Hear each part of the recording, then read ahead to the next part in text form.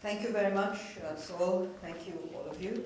I realize what a formidable task I have, since we've had three eloquent presentations from our scientists, and I am the only individual representing the humanities and the social sciences. So in a sense, I suppose teaching is what I opted to talk about, since there's a lot about my research that can, I think, I'll leave aside for today. Especially given the 6 minutes. But why it matters? Teaching South Asia at Tufts, why does it matter? Well, we are a university. We must do excellent science, and we must prepare our students for the challenges of our times. Many US universities discovered South Asia in the 21st century. India and South Asia was suddenly something very new. There's been a bonanza of jobs in history, in various other aspects of South Asia in this country. Tufts discovered the subcontinent, fortunately, really many, many years ago. There are deep historical roots to that.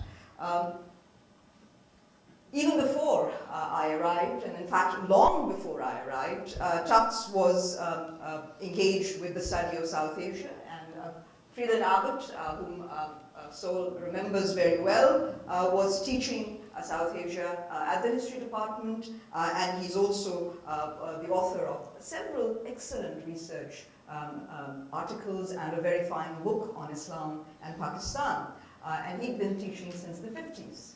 So there's been a history of our interest and engagement with South Asia.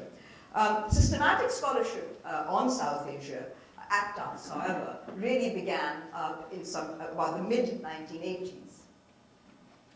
We had a major international conference on South Asia and world capitalism. It was sparked off by Emanuel Wallerstein's rather provocative ideas on center-periphery and how everything really resided in the center, which was Europe, of course, and the West.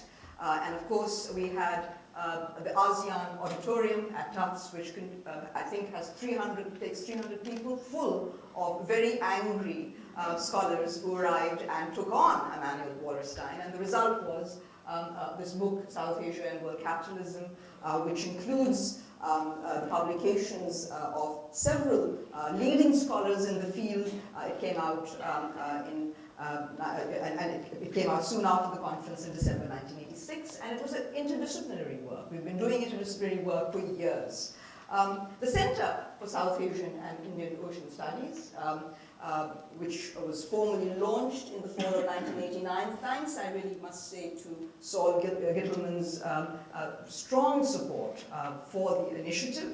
It came about in '89, and as the name suggests, it is a pioneering attempt to try and provide a venue for the study of comparisons and connections really across not only between South Asia and the Middle East, but also South Asia and Southeast Asia. We've been engaged with several innovative seminars that's drawn several scholars, some of the best in South Asia, but also scholars who don't just work in South Asia, but Southeast Asia, have come to Tufts, spoken, engaged with students and the broader community, and contributed to making what we really want Tufts to be, a truly global university.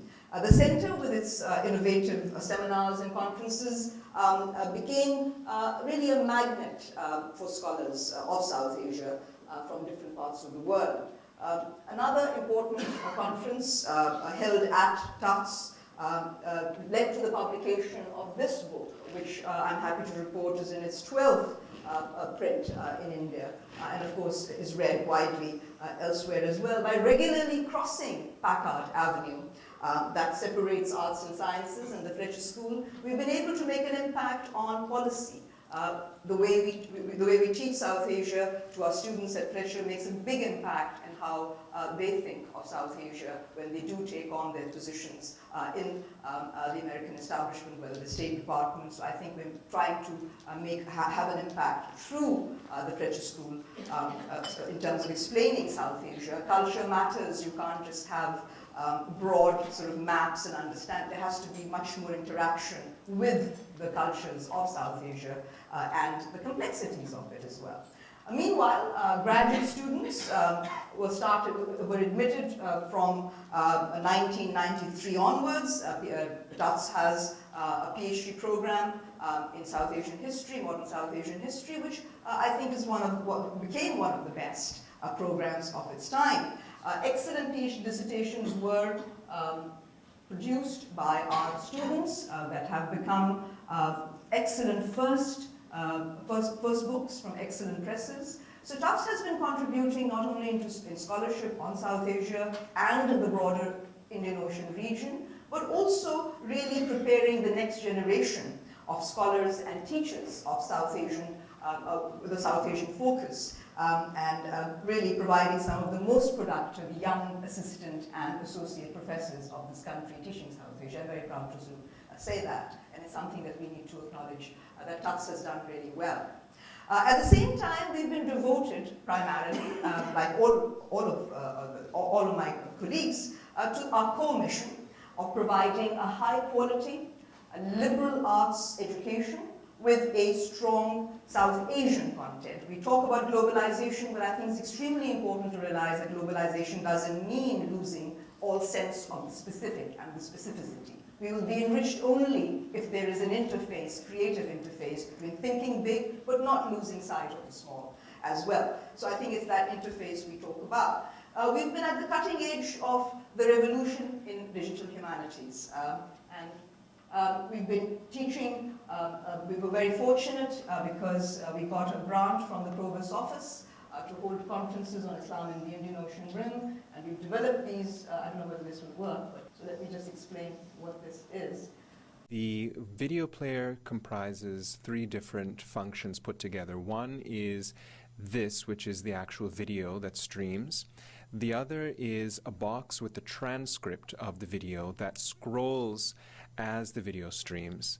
And the third is a search box, which is on the side, which can be used for students to do various kinds of searches according to people, according to concepts, and according to places. When a key term comes up, as is indicated by having an underline in it, they can click on that term.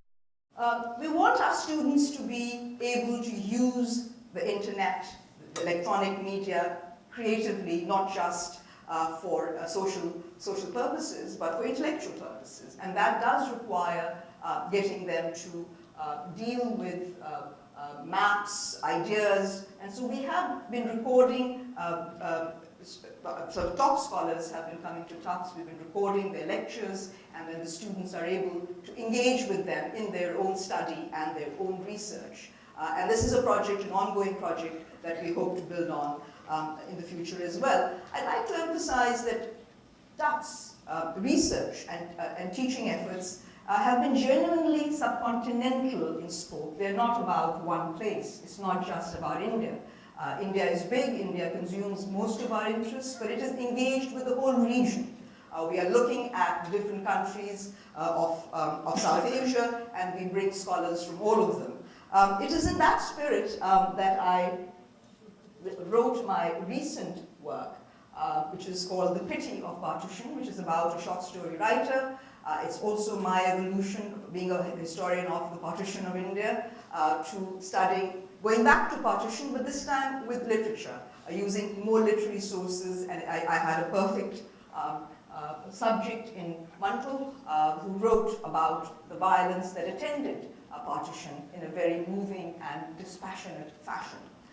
We are equally committed, of course, to transcending the barriers that the nation state imposes on our students, on our faculty, of course, as well, and to connect students at Tufts with students in South Asia. We are very fortunate that we can do this under the present circumstances. In the spring of 2012, my colleague Prisman Jopra and myself taught a course that was video linked between Tufts and LUMS, Lahore University of Management Sciences, where I was.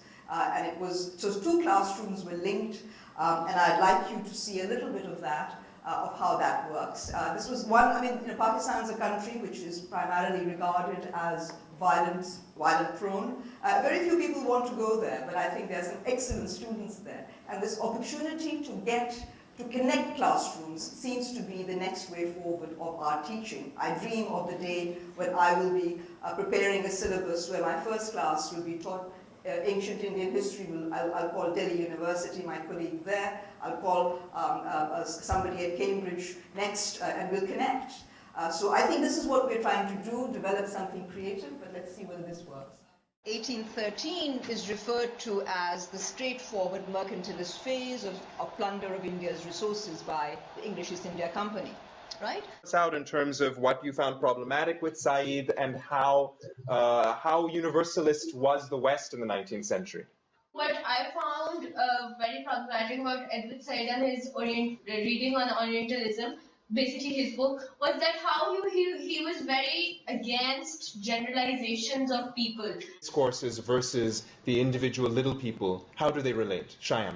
So your talk about Muslim responses to Western political domination. I'm researching Mirza Ghulam Ahmad, this might take us out of our readings a bit, but he had a counterclaim to this very idea.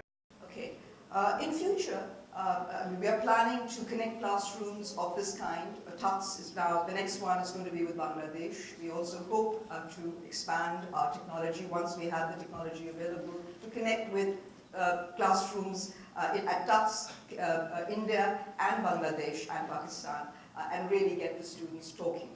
We also had assignments that the students did together, and it was a really exciting and successful, I felt, course that was taught at both places. We again thanked, it couldn't have been possible without the support given to us by Tufts University.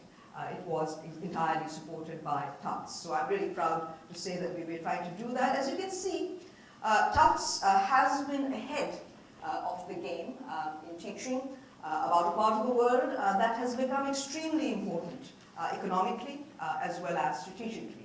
There are those who may exaggerate, but who say that the future of global power will be decided in the Indian Ocean, and we are therefore particularly concerned how we navigate the very, very difficult relations between the nations of South Asia, which I'm not going to go into at this stage. But with your support, I think we can maintain the lead that we have in South Asia and leave the laggards and latecomers in the field far, far behind. Thank you very much. But I would like